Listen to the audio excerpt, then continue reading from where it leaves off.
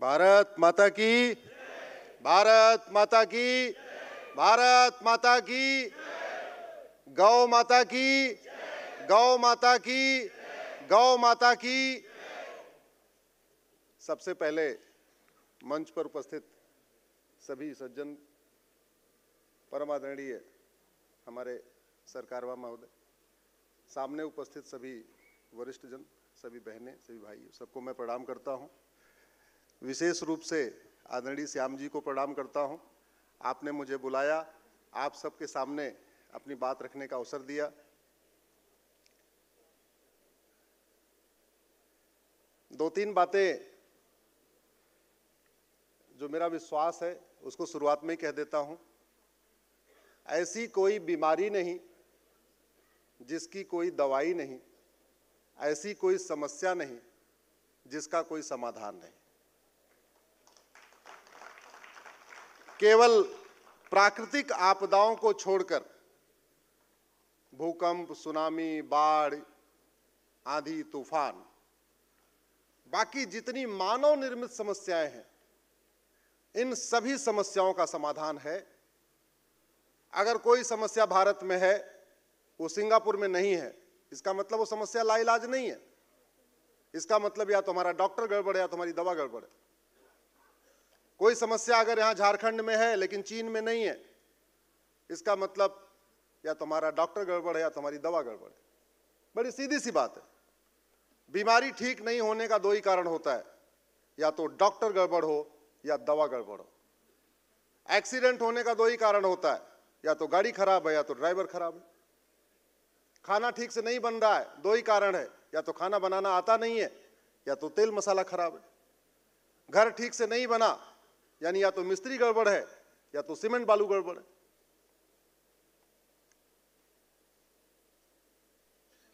मैं मारुति में था तो भारत की समस्याओं की वहां से मैंने वाई एनालिसिस करना शुरू किया। हर समस्या में मैं 5 बार वाई लगाता हूं। वाई वाई वाई वाई। घुसपैठ है तो वाई, धर्मांतरण है तो वाई, गौ हत्या है तो वाई, घूसखोरी है तो वाई, जमाखोरी है तो वाई। उसमें 5 बार वाई लगाने की कोशिश करता हूं। और ये मैंने जापान से सीखा, क्योंकि मारुति के साथ जापानीज का बहुत अच्छा टाई अप था। तो उसके बाद मुझे समझ में आया, भारत की कोई समस्या लाइलाज नहीं है, हर समस्या का इलाज है। और एक बात मैंने और भी सीखा, डॉक्टर अच्छा या बुरा नहीं होता, अच्छा और खराब दवा होती है। क्योंकि डॉक्टर शरीर में जाके बीमारी ठीक नहीं करता, बीमारी को दवा ठीक करती है। हमारे सबकॉन्शियस माइंड में चला गया कि डॉक्टर अच्छा होता है, डॉक्टर बुरा होता है। एक्चुअल में दवा अच्छी होती है, दवा खराब होती है। एक बात और कि शुरुआती स्टेज में अगर बीमारी को रोक लिया जाए तो बहुत कम डोज की दवा देनी पड़ती है। अगर वो बीमारी थोड़े लंबे समय तक चलती है तो दवा का डोज भी बढ़ाना पड़ता है। हो सकता है जो 2 दिन दवा खाने से बीमारी ठीक हो जाए, उसके लिए हो सकता है ऑपरेशन भी करना पड़े।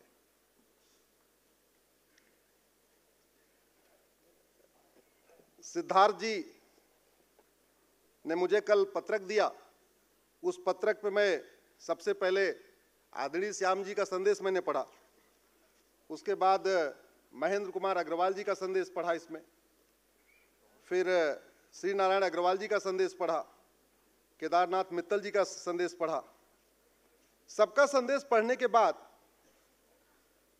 एक बात मुझे समझ में आई, जिस अभियान पे आदरणीय श्याम जी पूरी फौज को लेकर आगे बढ़ रहे हैं, यह अभियान श्याम जी का नहीं है, यह अभियान तो संविधान का है। यह कार्य तो सरकारों का था। पशुपालन को बढ़ाना, ग्राम स्वराज की व्यवस्था को बढ़ाना और विशेष रूप से गौ हत्या को रोकना,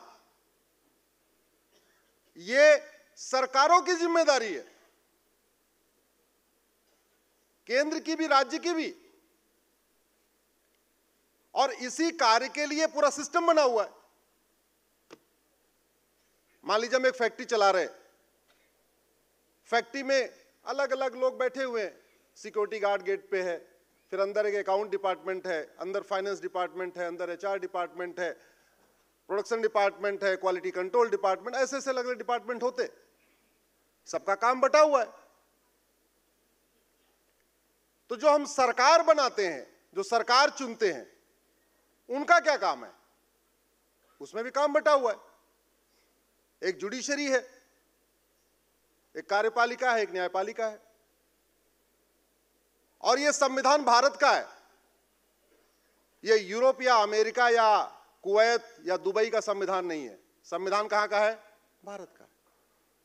तो स्वाभाविक सी बात है, जहां का संविधान होता है वहां की संस्कृति का प्रचार प्रसार करना, वहां की सभ्यता का प्रचार प्रसार करना, वहां की परंपराओं को आगे बढ़ाना, यह किसकी ड्यूटी है? केवल समाज की ड्यूटी नहीं है, यह उनकी भी ड्यूटी है जो कहते हैं मैं ईश्वर की शपथ लेता हूं कि मैं संविधान की भावना के अनुसार कार्य करूंगा। और शपथ लेने वाले तीन: सांसद, विधायक, मंत्री और जज, हाई कोर्ट के जज और सुप्रीम कोर्ट के जज। आर्टिकल 48 कहता है यह सरकार की ड्यूटी है वो सुनिश्चित करे कि गाय, गोधन ये बचे, संरक्षित हो, उसकी रक्षा करना भी ड्यूटी, सेवा करना भी ड्यूटी। तो समाज के साथ साथ ये ड्यूटी सरकार की है, जिसको एकल अभियान कर रहा है। नहीं हुआ, क्यों नहीं हुआ? नहीं हो रहा है, क्यों नहीं हो रहा है? यह इसलिए है कि हमारे बच्चों को संविधान पढ़ाया नहीं जाता।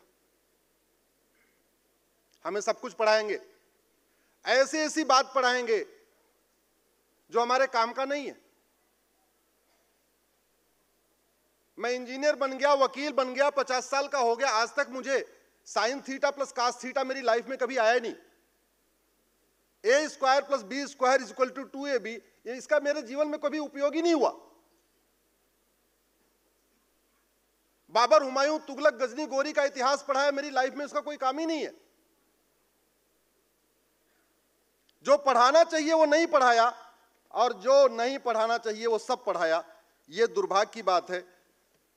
आशा है कि समय के साथ चीजें बदलेंगी, लेकिन जो कार्य एकल अभियान कर रहा है, शिक्षा को बढ़ाना, गाय को बचाना, इसमें मेरा केवल इतना मत है कि समाज की स्पीड और शासन की स्पीड में बस और जहाज की स्पीड का अंतर होता है। हो सकता मैं गलत भी हूं, लेकिन फ्रीडम ऑफ एक्सप्रेशन मुझे है, इसलिए अपनी बात कह रहा हूं। मेरा यह मानना है, जो कार्य समाज 100 साल में कर सकता है, वो काम शासन 5 साल में कर सकता है। इसके मैं आपको कई उदाहरण देता हूं। स्वामी रामदेव जी ने योग को 20 साल में जहां तक पहुंचाया, प्रधानमंत्री जी के यूएन में एक रेजोल्यूशन ने उसका कम से कम 50 गुना उसको फैला दिया। फैलाया नहीं फैलाया? दूसरा उदाहरण, 2014 के बाद वही प्रधानमंत्री, वही शासन व्यवस्था, वही सब कुछ,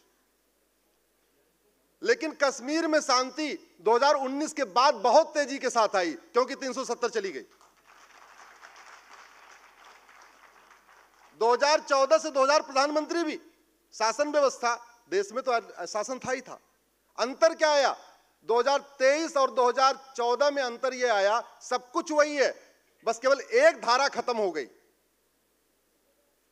इसका मतलब यह हुआ कि नियम कानूनों को बदल के, जो मेरी अपनी समझ है, व्यवस्था को बदल के आमूल चूल परिवर्तन किया जा सकता है। 2017 में मैंने एक पीआईएल फाइल किया घुसपैठ के ऊपर, जिसके कारण आपका ये राज्य भी घुसपैठ से बहुत ज्यादा परेशान है। जब मैं इस पर रिसर्च कर रहा था तो मैं असम के बॉर्डर पे गया, बंगाल के बॉर्डर पे गया। वहां जाके पता चला कि 2-2 हजार रुपए में आ रहे हैं, 2,000 रुपए देते हैं, आते हैं और 500 रुपए लेके गाय छोड़ देते हैं। और अभी कुछ दिन पहले एनआईए ने छापा मारा, एक बीएसएफ के कमांडेंट के पास 20 करोड़ रुपए मिला है। वो पैसा किस बात का? घुसपैठियों को अंदर लेने का और गाय को बाहर जाने का। आप लोग गूगल करिएगा, मिलेगा आपको। BSF commandant 20 crore illegal money हवाला की डिटेल मिल जाएगा आपको। बंगाल के बॉर्डर पे पकड़ा गया बीएसएफ कमांडेंट। हमारी संस्कृति, हमारी सभ्यता, सनातन धर्म के लिए जो सबसे बड़ा खतरा है वो है भ्रष्टाचार। और मैं कहता हूं भ्रष्टाचार को 1 साल के अंदर जड़ से खत्म किया जा सकता है, 1 साल के अंदर। बहुत इसमें रॉकेट साइंस नहीं है। हम लोग मिसाइल बनाते हैं, ब्रह्मोस, अग्नि, क्या रोज रोज चलाने के लिए बनाते हैं क्या? जोर से बोलिए जरा। नहीं। हमने परमाणु बम बनाया, चलाया क्या? नहीं। सबने परमाणु बम बना रहा है, कोई चला रहा है क्या? सबके पास राफेल भी है और भी बड़े बड़े बम वर्षक हैं। हाँ, थोड़ा गाजा पट्टी में आजकल चल रहा है, बाकी जगह चल रहा है क्या? गाजा पट्टी में थोड़ा उसका यूज हो रहा है। इनफैक्ट इस संविधान का जो लक्ष्य है ना, वो है राम राज्य की स्थापना। और मेरा यह मानना है, अगर इस पूरे संविधान को 4 शब्दों में कहें तो सरकार की ड्यूटी है वो ऐसे व्यवस्था, ऐसे नियम कानून बनाए जिससे धर्म की, जोर से बोलिए, ये सरकार की ड्यूटी है वो ऐसे नियम कानून बनाए जिससे अधर्म का, ये सरकार की ड्यूटी है वो ऐसी शिक्षा व्यवस्था स्थापित करे जिससे प्राणियों में, और ये सरकार की ड्यूटी है ऐसी आर्थिक नीति बनाए, ऐसी व्यापार व्यवस्था बनाए जिससे विश्व का। तो इस संविधान का लक्ष्य है राम राज्य की स्थापना। और राम राज्य का मतलब है धर्म की जय हो, अधर्म का नाश हो, प्राणियों में सद्भावना हो, विश्व का कल्याण हो। और ये करने के लिए कोई अग्नि ब्रह्मोस नहीं बनाना है। और ये बहुत आसान है। क्यों? क्योंकि कोई देश जो अपना मिसाइल बनाता है उस टेक्नोलॉजी को गूगल पे नहीं डालता। आप अमेरिका के मिसाइल की टेक्नोलॉजी को अमेजॉन पे ऑर्डर करके खरीद नहीं सकते, लेकिन अमेरिका के कानून को आप ऑर्डर करके घर बैठे मंगा सकते हैं। मैंने अमेरिका का फेडरल पिनल कोड अमेजॉन पे ऑर्डर करके घर बैठे मंगा लिया। इसका मतलब पूरी दुनिया में कहां क्या चल रहा है उसको हम घर बैठे मंगा सकते। तो अगर भारत में घुसपैठ है लेकिन चाइना में किसी का एक कदम इंटर करने की हिम्मत नहीं पड़ती, सिंगापुर में घुसपैठ नहीं होती, अमेरिका में अवैध घुसपैठ नहीं होती, जापान में अवैध घुसपैठ नहीं होती, तो हमें क्या करना चाहिए? वहां कानून देखना चाहिए। भाई मेरे घर में अगर बार बार लाइट जा रही है,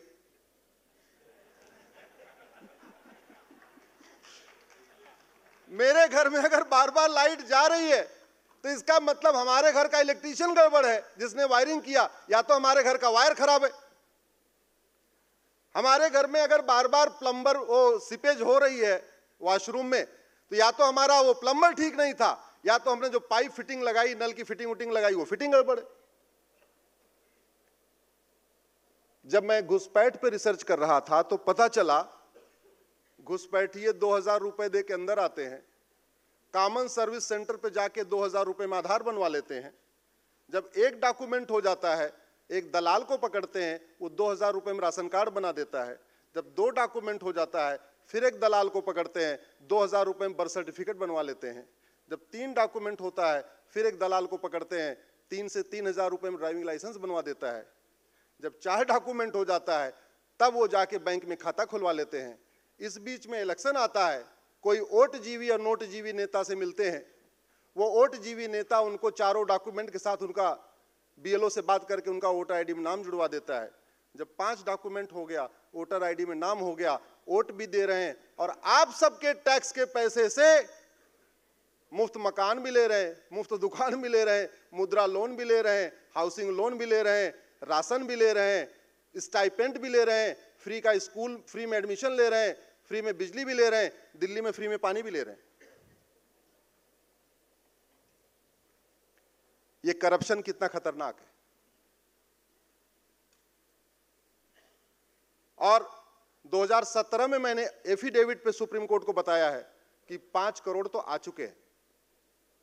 2023 हो गया, अब तो 5.25 करोड़ हो गए होंगे। भारत की डेमोग्राफी इस तेजी के साथ बदल रही है। अरे जब गौ पालक की संख्या कम हो जाएगी तो गाय की संख्या भी अपने आप कम हो जाएगी।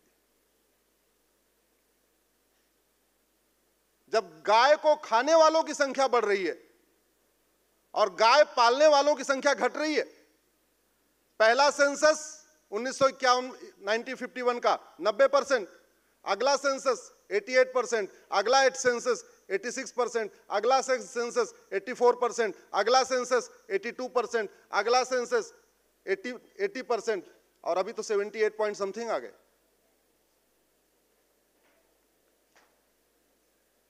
गाय पालने वालों की संख्या घट रही है। जब गाय पालने वालों की संख्या घट रही है, गाय खाने वालों की संख्या बढ़ रही है, तो गाय माता बचेंगी कैसे? और ऊपर से जब इतना करप्शन है।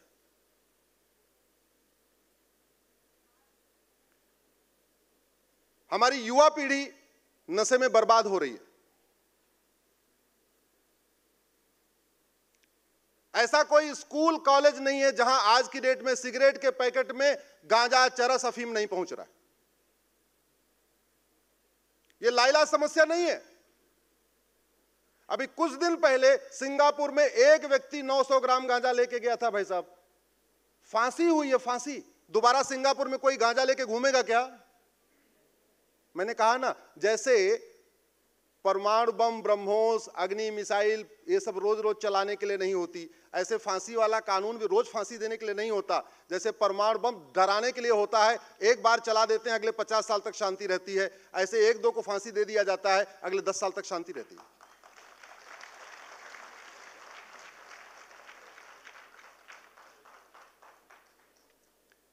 आखिर जो समस्याएं भारत में हैं, अगर दुनिया के किसी एक देश में नहीं है तो मेरा यह मानना है वो समस्या लाइलाज नहीं है। इसका मतलब उस बीमारी की दवा ठीक नहीं है हमारी, हम उस बीमारी की दवा ढूंढ नहीं रहे।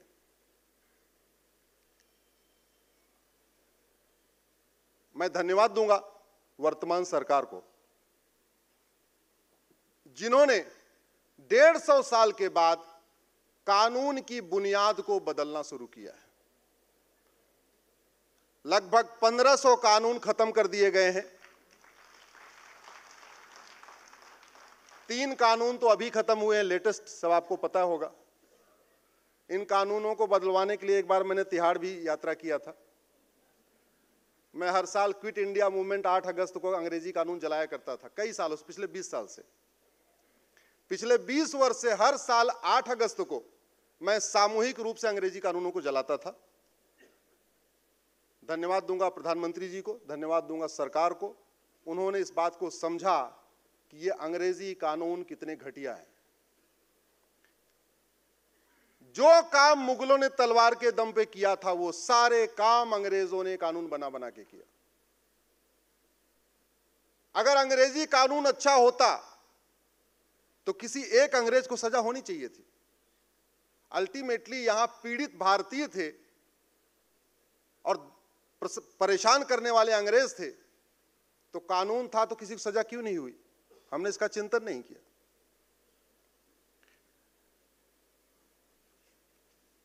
अभी भी जो मूल समस्या है, चाहे वो गाय का विषय है, चाहे गीता का विषय है, चाहे सनातन संस्कृति का है, चाहे सनातन धर्म का, उसका एक बेसिक अंतर यह है कि हम संविधान को आज भी विदेशी चश्मे से पढ़ रहे हैं। या तो कैम्ब्रिज के चश्मे से पढ़ रहे हैं, या तो ऑक्सफोर्ड के चश्मे से पढ़ रहे हैं, भारत के चश्मे से पढ़ ही नहीं रहे। सबसे पहले हमारे सुप्रीम कोर्ट के जज, मैं कई बार कोर्ट में भी कह चुका हूं, प्लीज ये यूनिवर्सल कॉन्स्टिट्यूशन नहीं है, ये अमेरिका या यूरोप का कॉन्स्टिट्यूशन नहीं है, ये भारत का कॉन्स्टिट्यूशन है। इसलिए इसको पढ़ते समय भारतीय बन के पढ़िए। विदेशी बन के इसको मत पढ़िए। भाषा के कारण बहुत सारी समस्याएं हो गई। चूंकि अंग्रेजी में 26 अल्फाबेट है, हिंदी में 52 है, संस्कृत में 108 है। अंग्रेजी में शब्दों की बड़ी कमी है, तो जिन शब्द एक्चुअल में जो हमारे शब्द हैं, हमारे पास उसका अंग्रेजी में कोई शब्द नहीं है, हम उससे मिलता जुलता अपना लेते हैं। अपनाने का नुकसान यह हो रहा है, पूरा भाव बिगड़ जा रहा है। धर्म के लिए कोई शब्द नहीं अंग्रेजी में, लेकिन हम सोचते हैं धर्म रिलीजन है। जननी के लिए कोई अंग्रेजी में शब्द नहीं है, हमने उसको मदर समझ लिया।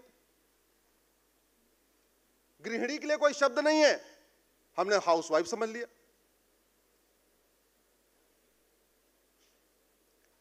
अगर हमने अपनी शिक्षा व्यवस्था को ठीक किया होता, पूजा स्थल प्रार्थना स्थल में जमीन आसमान का अंतर है। हम सोच रहे नहीं मंदिर और मस्जिद बराबर होते। अरे भैया, पूजा और प्रार्थना में जमीन आसमान का अंतर है। मैंने एक कानून है, उसको चैलेंज किया, प्लेस ऑफ वर्शिप एक्ट, जिसका नाम है पूजा स्थल कानून। उसको यही कह के चैलेंज किया कि पूजा स्थल अलग होता है, प्रार्थना स्थल अलग होता है। पूजा स्थल मीन्स टेम्पल, प्रार्थना स्थल मतलब चर्च और मस्जिद। जो पूजा स्थल होता है, जब तक विसर्जन नहीं होता उसको बदला नहीं जा सकता। प्रार्थना स्थल तो कभी बदला जा सकता है। एयरपोर्ट पे जो प्लेस ऑफ प्रेयर होता है, जो प्रेयर रूम होता है, एक दिन वहां गोडाउन होता है, अगले दिन वो प्रेयर रूम होता है, बाद में वहां पे कुछ और हो जाता है, चौथे दिन वहां रिसेप्शनिस्ट बैठ जाता है, बदलता रहता है। लेकिन कुछ ऐसे सबकॉन्शियस माइंड में डाल दिया गया, उसका नतीजा क्या है? हमने धीरे धीरे यह कहना शुरू कर दिया कि भारत एक धर्मनिरपेक्ष देश है, क्योंकि हमने धर्म को रिलीजन समझ लिया। सेकुलर का मतलब रिलीजन न्यूट्रल होता है, हमने रिलीजन न्यूट्रल को पंथ निरपेक्ष कहने के बजाय धर्म निरपेक्ष समझ लिया। और सबसे बड़ा दुष्परिणाम ये, जितने सरकारी डॉक्यूमेंट हैं उस पे भी धर्म पूछा जाता है। आप राशन कार्ड बनवाओ, हिंदी में फॉर्म भरोगे, आपको लिखा रहेगा धर्म क्या है आपका। पासपोर्ट, ड्राइविंग लाइसेंस, एडमिशन, जो भी जितने डॉक्यूमेंट हैं उसमें आपको धर्म पूछा जाता है। धर्म नहीं, रिलीजन पूछना चाहिए, पंथ पूछना चाहिए, धर्म नहीं पूछना चाहिए। धर्म और रिलीजन के मिक्सिंग ने बहुत बड़ा हमारा कबाड़ा कर दिया। शायद अगर हमारी धर्म और रिलीजन को हमने अलग अलग समझा होता, हमारी गौ माता भी बचती। अभी मैंने एक PIL फाइल किया है, जिसमें केंद्र सरकार के गृह मंत्रालय, कानून मंत्रालय, शिक्षा मंत्रालय को नोटिस हुआ है कि प्लीज भारत में जहां धर्मनिरपेक्ष शब्द हो रहा है उपयोग, उसको खत्म करिए। भारत धर्मनिरपेक्ष नहीं बल्कि एक धार्मिक राष्ट्र है।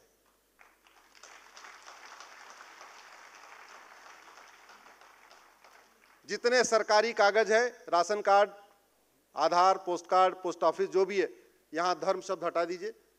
अंग्रेजी वाला फॉर्म है तो रिलीजन लिखिए, हिंदी वाला है तो पंथ लिखिए, धर्म मत लिखिए। भारत अगर धर्मनिरपेक्ष होता तो सुप्रीम कोर्ट की जज की कुर्सियों पे यतो धर्मस्ततो जयः नहीं लिखा होता। हाई कोर्ट के जज की कुर्सियों पे सत्यम शिवम सुंदरम नहीं लिखा होता। भारत एक धार्मिक राष्ट्र है। सेकुलर का मतलब धर्मनिरपेक्ष नहीं होता, सेकुलर का मतलब रिलीजन न्यूट्रल होता है। इसी तरीके से शिक्षा व्यवस्था,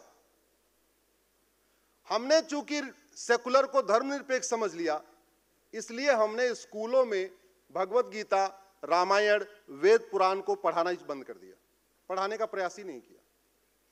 मैं आज आपके इस कुंभ में कहता हूं, सरकार प्राइमरी के स्कूलों में, जूनियर हाई स्कूल में वेद लागू करे, भगवत गीता लागू करे, वाल्मीकि रामायण लागू करे।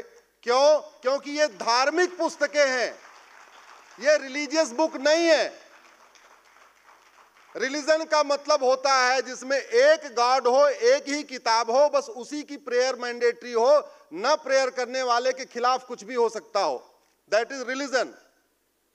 सनातन धर्म ये कोई पंथ नहीं है, धर्म है।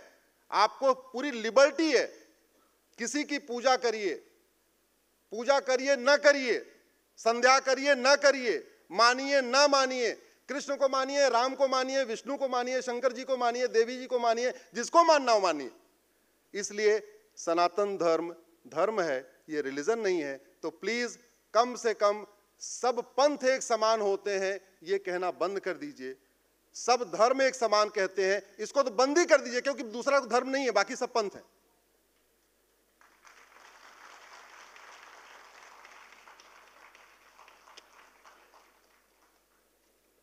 सबसे आश्चर्य की बात हुई, अभी कुछ दिन संसद में 2 घुसपैठिए आ गए थे।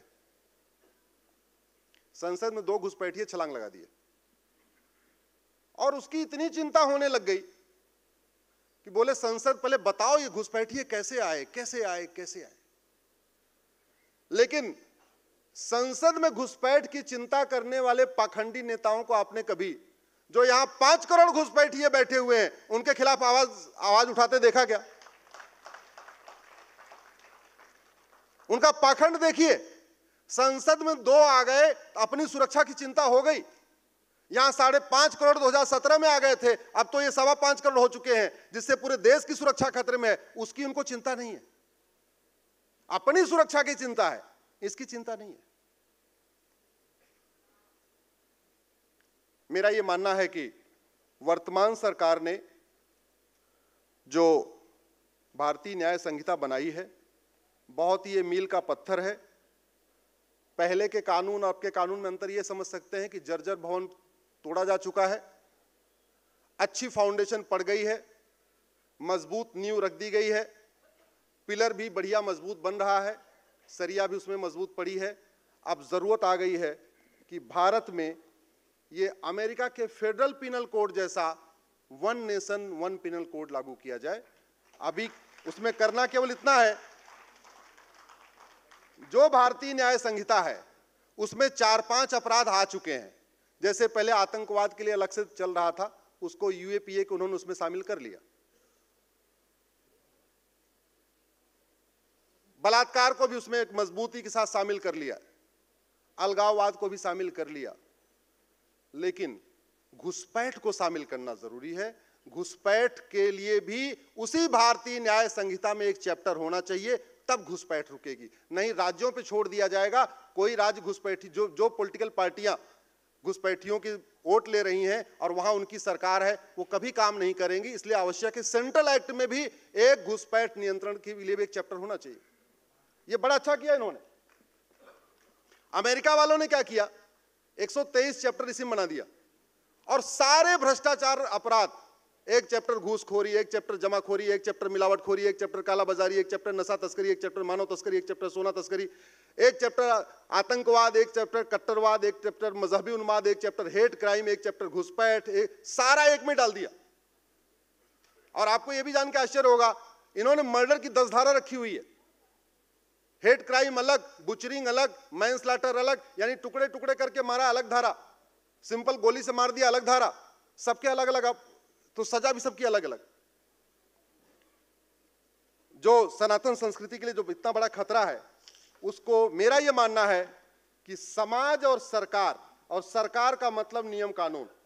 जहां राजतंत्र हो वहां राजा अच्छा हो, तंत्र अच्छा चलता है, लेकिन जहां कानून का राज हो वहां कानून अच्छा है, तब बढ़िया राज होता है। चूंकि भारत में कानून का राज है और हमारा कानून अच्छा नहीं था, शुरुआत हो गई है उसकी अब बनाने की, और कानून की कोई लागत नहीं होती। जितने लाभ इसमें गाय के बताए गए हैं कि गाय का ये लाभ है, अभी आदरणीय श्याम जी ने इसको 8 करोड़ लोगों तक पहुंचाने का टारगेट लिया है। मैं कह रहा हूं, गौ पालन के लाभ, गौमूत्र के लाभ, गोबर का उपयोग, अगर इसमें प्राइमरी के सिलेबस में एक चैप्टर हो जाए तो पूरे भारत में गाय के लाभ पहुंचेंगे नहीं पहुंचेंगे? तो जितना एकल अभियान 5 साल में करेगा और 5 साल में पहुंचेगा 8 करोड़। सरकार केवल एक चैप्टर डाल दे प्राइमरी के सिलेबस में कि गौ पालन के लाभ, गौमूत्र का उपयोग, गोबर का उपयोग, गोधन का उपयोग कैसे कैसे, बच्चे भी पढ़ेंगे, माता पिता उनको होमवर्क कराते हैं वो भी पढ़ेंगे, टीचर भी पढ़ेंगे, वाद विवाद प्रतियोगिता भी होगी, लेखन प्रतियोगिता भी होगी, निबंध प्रतियोगिता भी हो गई। देखते देखते पहुंच गए, नहीं पहुंच गए। और गाय संरक्षण करना यह हमारी संस्कृति का हिस्सा है, और संस्कृति को बचाना आर्टिकल 29 राइट टू कल्चर। गाय हमारा श्रद्धा का मैटर है, हमारे धर्म का मैटर है, और धर्म को भारतीय धर्म का प्रचार प्रसार करना यह सरकार की ड्यूटी है, क्योंकि शपथ लिया, मैं ईश्वर की शपथ लेता हूं, आर्टिकल 25। गौ हत्या को रोकना आर्टिकल 48, और आर्टिकल 48 को लागू करना सरकार की ड्यूटी। लगा दीजिए, कोई गौ हत्या करेगा 20 से 50 साल सजा देंगे, कल के बाद कोई गाय पकड़ेगा नहीं, मैं गारंटी के साथ कह रहा हूं।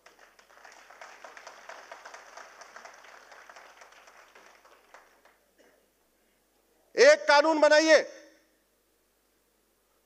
जो भारत में अवैध घुसपैठ करेगा और जो उनकी मदद करेगा, राशन कार्ड बना के, वोटर आईडी कार्ड बना के, ड्राइविंग लाइसेंस बना के, उनका बर्थ सर्टिफिकेट बना के, घुसपैठियों और उनके मददगारों को 10 से 20 साल की सजा देंगे, 100% प्रॉपर्टी जब्त करेंगे।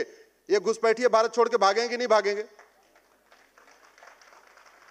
मैं गारंटी के साथ कहता हूं, सठे साठ्यम समाचरे सिद्धांत को अपनाइए। जिन राष्ट्रों ने सठे साठ्यम समाचरे सिद्धांत को अपनाया है, कठोर नियम कानून बनाया है, वहां शांति है, वहां समृद्धि है, वहां खुशहाली है। और जिन्होंने झूठे मानवता के नाम पे घटिया कानून बनाए हैं, वहां अराजकता है, आतंकवाद है, अलगाववाद है। और गाय को बचाना किस लिए आवश्यक है? मैं कुछ सुबह श्याम जी का लिटरेचर पढ़ा तो मैं थोड़ा दुनिया में सोच रहा था कि कैसे क्या है। मुझे शांति और अशांति के बीच में गाय नजर आई।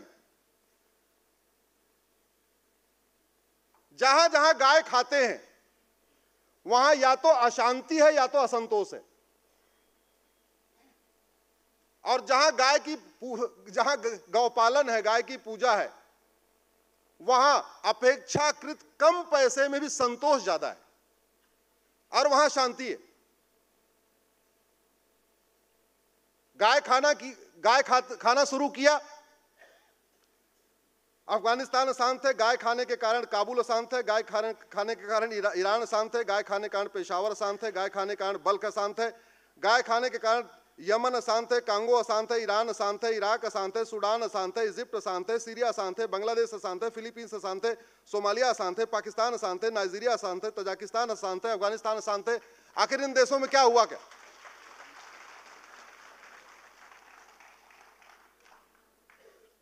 अंतर देखिए आप।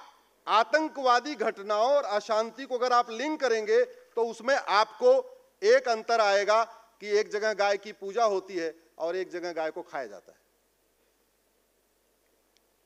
अगर आप गूगल करिए डेजिनेटेड टेररिस्ट ग्रुप तो आपको 50 संगठनों का एक लिस्ट मिलेगी विकिपीडिया पे, जिसको यूएन ने बैन किया है। अब्दुल्ला आजम ब्रिगेड, अबू सयाफ, अदन हयान, अल हमेनियम, अल इत्तिहाद, अल माउंटेन, अल नुसरा, अल कैदा, Ansar al Sharia, Ansar Islam, Ansar Dine, armed Islamic group, league of partition, Boko Haram, Egyptian Islamic group, Haqqani network, Harkat ul जिहाद, हरकत उल मुजाहिदीन, हरकत सैम, हरकत जमिया, हरकत तहरीर जिहाद यूनियन, ऐसे ऐसे आपको 60 आतंकवादी संगठन मिलेंगे। ये सारे गाय को खाने वाले हैं। यानी गाय को खाना शुरू किया, आतंकवादी संगठनों की संख्या बढ़ने लगी, नहीं बढ़ी।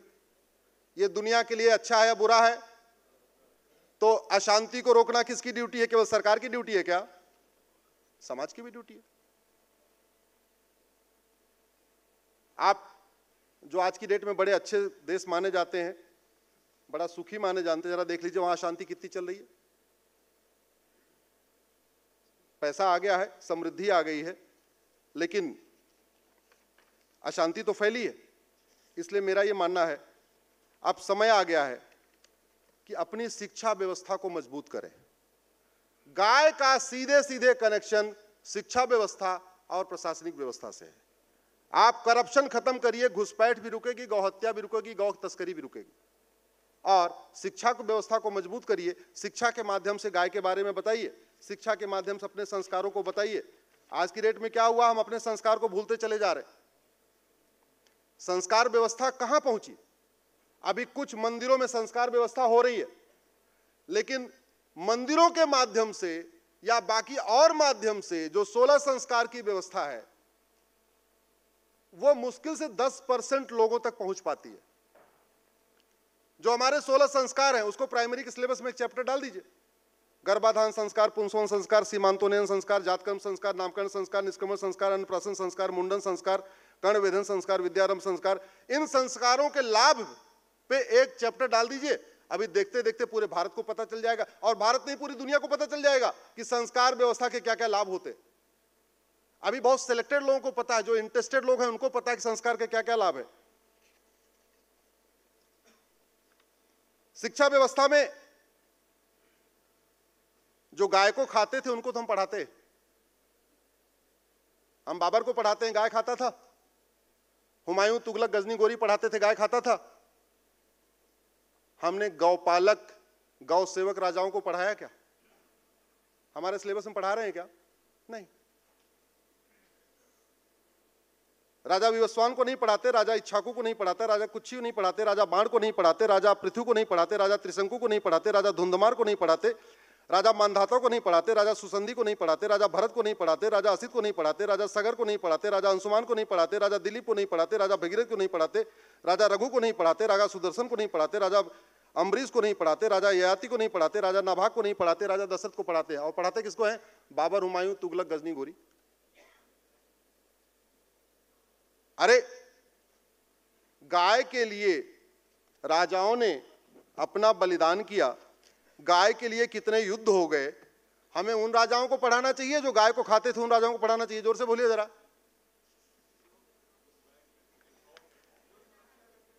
शिक्षा व्यवस्था, मैं बार बार कहता हूं, सरकार को कुम्हार से सीखना चाहिए। आप कुम्हार की एक्टिविटी को देखिए। सबसे पहले वो मिट्टी की तोड़ाई करता है। जब खुदाई करता है, पहले खुदाई करेगा, तोड़ तोड़ के उसमें जो बढ़िया उनको मिलाएगा। तो खुदाई, तुड़ाई, खरपतवार की सफाई, उसके बाद मिट्टी को गुथाई, फिर चाक पे रखा। चाक पे रखने के बाद 2 हाथ, एक हाथ नीचे, एक हाथ ऊपर। नीचे वाला हाथ कुम्हार का शिक्षा व्यवस्था है और ऊपर वाला हाथ कुम्हार का दंड व्यवस्था है। सरकार को कुम्हार के इन्हीं दोनों हाथों को अपना लेना चाहिए, शिक्षा व्यवस्था और दंड व्यवस्था। शिक्षा व्यवस्था में हम न्यूटन को पढ़ाते हैं, आइंस्टीन को पढ़ाते हैं, राइट ब्रदर को पढ़ाते हैं, लेकिन अपने देश के वैज्ञानिकों को नहीं पढ़ाते। आप में से किसी ने, जो हमारे पुराने वैज्ञानिक हैं,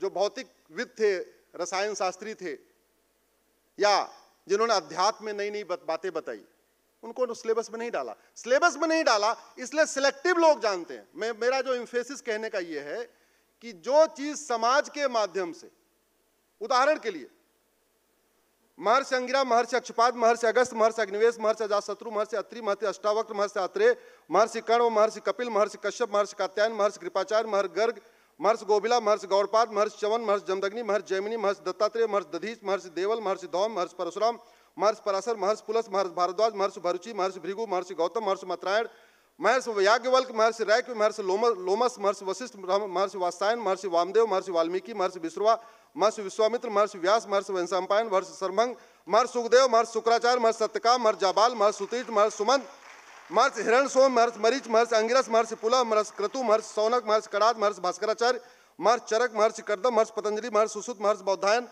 ऐसे 100 से ज्यादा वैज्ञानिकों का नाम मैंने लिया है। ये महर्षि मैं कह रहा हूं, लेकिन ये सारे वैज्ञानिक हैं। हमें पढ़ाया गया क्या? अब जिसका इंटरेस्ट है कोई ये किताब खरीद के पढ़ेगा। अगर इन्हीं वैज्ञानिकों पे एक एक चैप्टर डाल दें और प्राइमरी से 8वीं तक पढ़ाना शुरू करें तो गर्व भी होगा कि हमारे कैसे कैसे वैज्ञानिक थे, क्या क्या हमें दे के गए। पश्चिम का झूठ भी हम पकड़ लेंगे आराम से, लेकिन अगर केवल समाज के माध्यम से, कुछ संस्थाओं के माध्यम से जाएगा तो हम उस रेस को कंप्लीट नहीं कर पाएंगे। हम जो चाहते हैं ना कि वास्तव में सच्चाई पूरी दुनिया को जल्दी पता चल जाए, उसमें टाइम लगेगा। इसलिए मैं कहता हूं, शासन की स्पीड और समाज की स्पीड में बहुत अंतर होता है।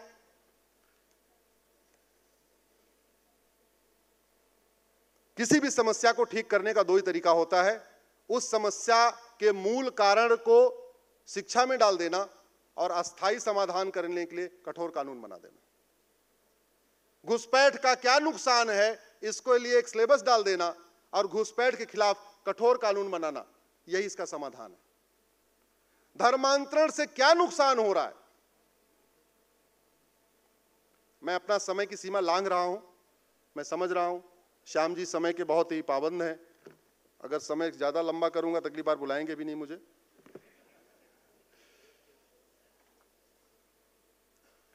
एक सवाल मैं लास्ट में करके, चूंकि यहां पे आप सब बैठे हुए हैं, भारत का संविधान कहता है इक्वेलिटी। अगर कोई रिलीजन इक्वेलिटी को नहीं मानता है तो क्या भारत में उसके प्रचार प्रसार की अनुमति मिल सकती है क्या? जोर से बोलिए जरा।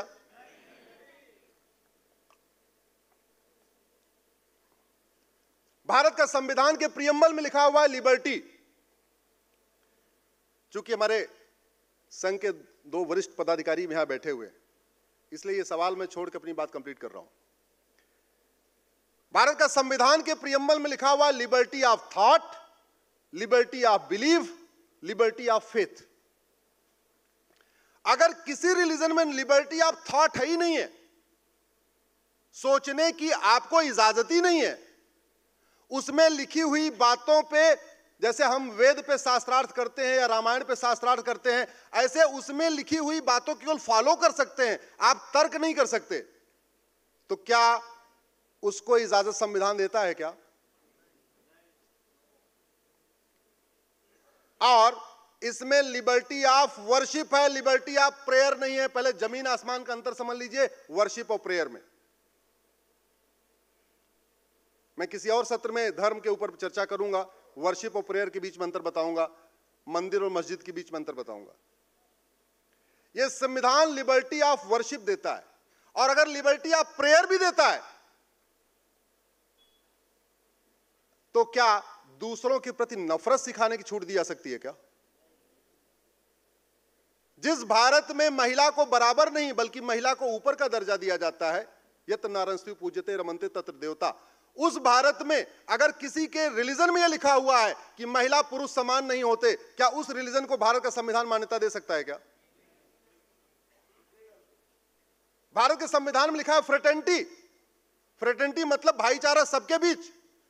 अगर किसी के संविधान में कहता है कि नहीं, किसी का रिलीजन कहता है कि fraternity among only with in community, not universal fraternity, यह कह रहा है भाईचारा होना चाहिए सब में। अगर किसी रिलीजन में पाक नापाक का कॉन्सेप्ट हो कि जो इस रिलीजन को माने पाक, जो ना माने नापाक, क्या उसको भारत का संविधान इजाजत दे सकता है क्या?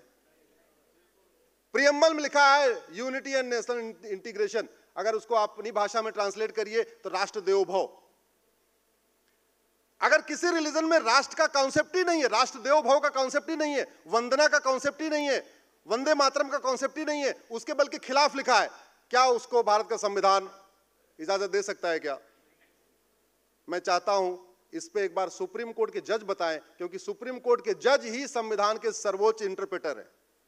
सुप्रीम कोर्ट के जज इस बात को सोचें कि अगर किसी रिलीजन में संविधान में लिखी हुई equality, justice, liberty, fraternity, unity, national integration के खिलाफ सिखाया जा रहा है, अगर किसी स्कूल में पाक नापाक सिखाया जा रहा है, अगर किसी स्कूल में संविधान की धज्जियां उड़ाई जा रही हैं, क्या ऐसे स्कूलों को चलाने की इजाजत दी जा सकती है क्या? इस पे संसद में भी चर्चा होनी चाहिए और सुप्रीम कोर्ट में भी चर्चा होनी चाहिए, जनता में भी चर्चा होनी चाहिए, समाज में भी चर्चा होनी चाहिए। इसी के साथ मैं अपनी बात खत्म कर रहा हूं। आपने हमें बुलाया, अपनी बात रखने का अवसर दिया, मैं आप सबको प्रणाम करता हूं, क्षमा मांगता हूं आदरणीय श्याम जी से, मैंने थोड़ा समय ज्यादा ले लिया। धन्यवाद।